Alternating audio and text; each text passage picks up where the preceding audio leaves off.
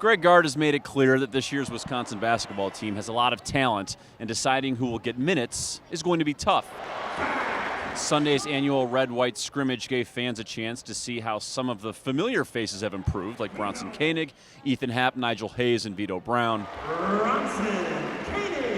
But it also gave the coaching staff a chance to examine how guys like Andy Van Fleet and Brevin Pretzel and Dimitri Trice respond to a game-like atmosphere inside the Kohl Center after 16 days of primarily drill work and limited 5-on-5 play. I think it's great because we saw some jitters. I asked the 5 newcomers, the 3 freshmen and the 2 guys that sat out last year, were you nervous? And they all said yes before they came out. So it's good. And that's why we have this type of an event.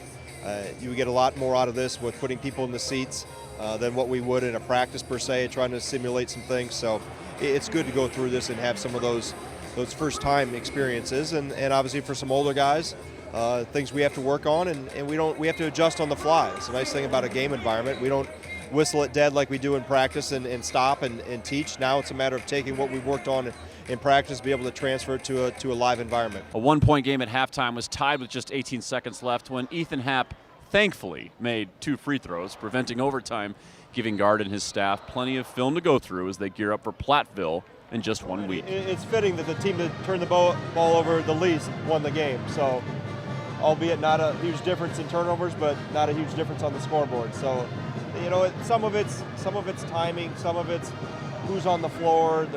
They haven't been with the same 5 at all.